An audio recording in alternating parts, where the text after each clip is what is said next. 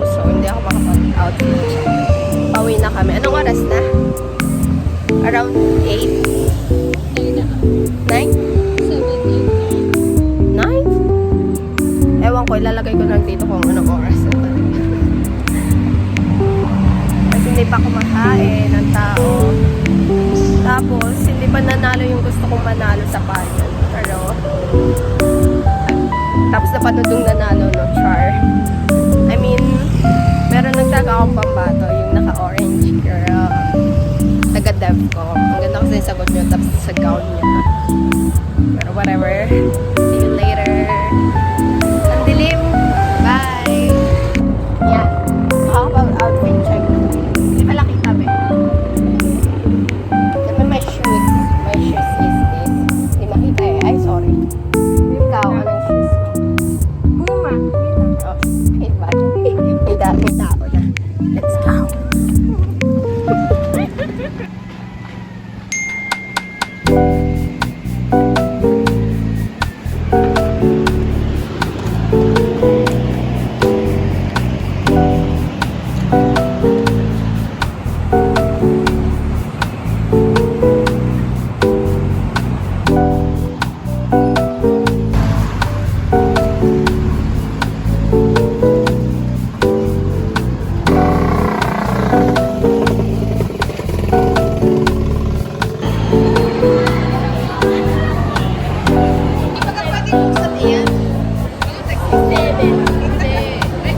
Wow!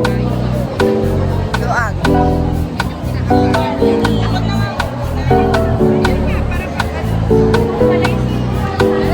Parang baby na bago pa yung tinutubuan ng buhok. Tapos napagtripan na po yun, Dan. Lalagay natin sa ikaw. Kasi isa pa lang nalalagay. Nalalaglag po nila. Sa ilong.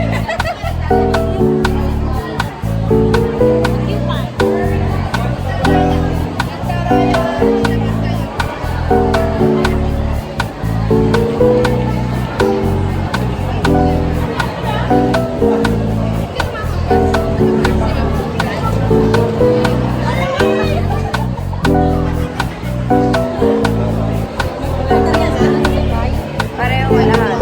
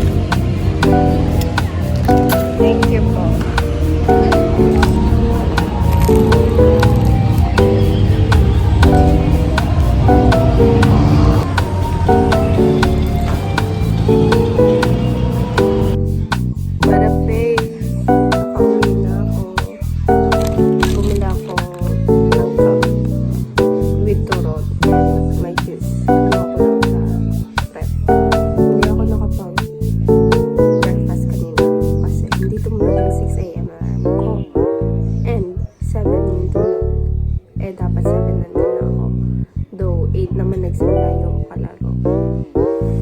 Pero, hindi na nga ako nakapag-intindi. Ay, hindi nga, di nakaligo yung tao. Oh my God. Pero naligo ako later, of course. Kasi sobrang buti na maagang natapos. And, we are first place. So, may plus point talaga kami sa Korea. Even though hindi naman kami nanamit last time. So, if we are first one overall, we'll get 6 plus. So nice. Ewan ko saan nilalag naman. It's worth it. It's all worth it. Anyway, ang sarap nito. Medyo sunog lang ang sarap na to. It tastes perfect talaga.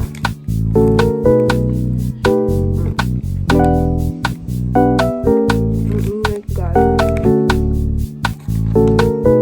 Excuse. Halos na. Kain na ako ngayon. Bye!